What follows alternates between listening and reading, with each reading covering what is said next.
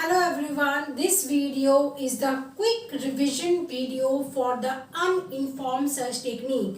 Now, if you are going to attempt UGC NET examination, SET examination or any PhD entrance examination, or if your subject is artificial intelligence in your university or semester examination, this videos is very important to quickly learn and revise all types of complexities and the properties of uninformed search technique. So please watch this video till the end and ज़रूर at the end of the video मुझे बताइएगा the efforts that we are taking in creating this type of videos. So what is your feedback? Because it is very important to write us feedback to motivate us. Now let us start quickly with our discussion.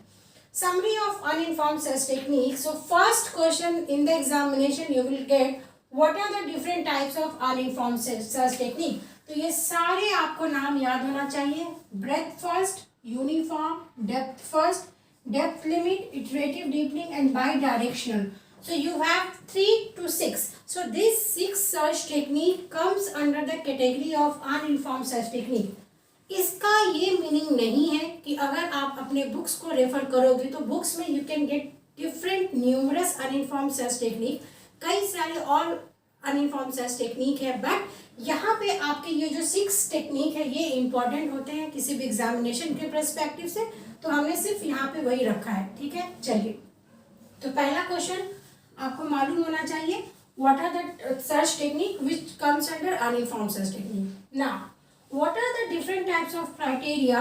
On the basis of that criteria you are going to differentiate between different types of search technique.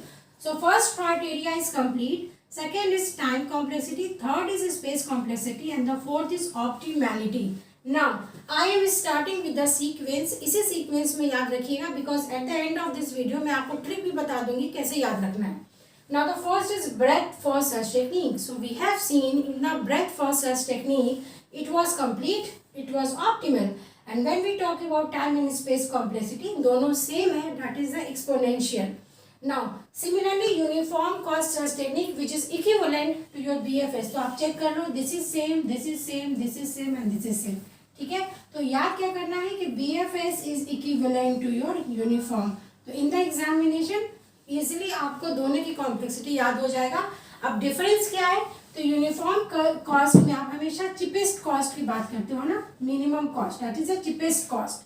Now moving forward to the depth first. Now depth first हमने क्या देखा, in the depth because we have the chances to get into the infinite loop, so that is why it is neither complete neither optimal. But yes, अगर हम depth limit की बात करेंगे and if we have selected one depth and if we are able to find the goal state, so that is why ये आपके space complexity में it is good. So there are so many different question जो आपसे directly पूछ लेंगे कि जब आप इस एल्गोरिथम को इम्प्लीमेंट करेंगे in terms of space complexity which is the better one. So better one is DFS. क्यों? क्योंकि इसकी जो स्पेस कॉम्प्लेक्सिटी है वो यहाँ पे लीनियर होती है. ठीक है, and here M represent what is M? M represent the maximum depth.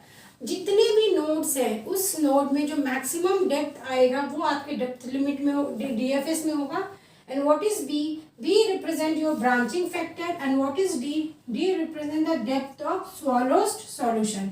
Okay, now again DFS is equivalent to your depth limit. Check कर लीजिए आप, डेप्थ लिमिट में सिंपली आप एक लिमिट डिफाइन करते हो सो दैट कि आप जब इन्फिनिटी के कंडीशन में चले जाएंगे तो उतना आपको नहीं जाना इनफाइनाइट लूप में. आप एक लिमिट डिफाइन कर लो कि I am going to traverse 1 lakh, I am going to traverse 100 nodes, तो that is the limit define. तो somehow it is better than DFS. Okay, तो यहाँ पे जो आपकी कॉम्प्लेक्सिटी मैक्स डेप्थ होती है उस मैक्स डेप्थ को आप कन्वर्ट कर देते हो in terms of limit. But although space complexity, time complexity, आपकी ये सारे वैल्यूज यहाँ पे देखिए सेम है. ठीक है, बट आप B की M की जगह क्या रिप्रेजेंट करोगे, मैक्सिमम डेप्थ की जगह you need to take the limit. Now moving forward to iterative deepening and bidirectional. Iterative deepening again जब आप DFS में ही और मॉडिफिकेशन करेंगे and you will add the feature of BFS, so that is the property of iterative deepening. तो iterative deepening में because कि आपका ब्रेथ फर्स्ट में it is complete, it is optimal and yes अगर हम DFS की बात करेंगे तो यहाँ पे आपकी लीनियर स्पेस कॉम्प्लेक्सिटी होगी and the time complexity is same. So that is iterative deepening, that is combination of DFS plus your BFS. And finally you have bidirectional. तो bidirectional में हमने क्या देखा कि आपका optimal भी होगा, complete भी होगा, and yes, in terms of time and space complexity it will be divided by 2. Now although जब आप algorithm पढ़ते हो वहाँ पे आपको पता है कि आप 1/2 को common ले लोगे in terms of log, तो order of BD और order of B D/2 almost वो सेम हो जाएगा, बट इसकी आपकी प्रोसेसिंग होती है fast because we are started from the initial state as well as gold state. तो this is the complete summary of uninformed search technique.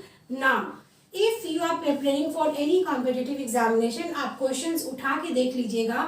कई सारे पेपर्स में इसी चार्ट से आपको क्वेश्चंस पूछता है. They can directly give you the complexities and you have to match the following, or else they will give you the properties and you have to identify which is the concern your uninformed search technique. So that is the complete video related to summary of uninformed search technique. And yes, in the next video we are going up to come with the informed search technique. So please stay with us and please like the video, share the video and subscribe to our channel for all the upcoming new video series. Thank you so much for liking us and subscribing to us.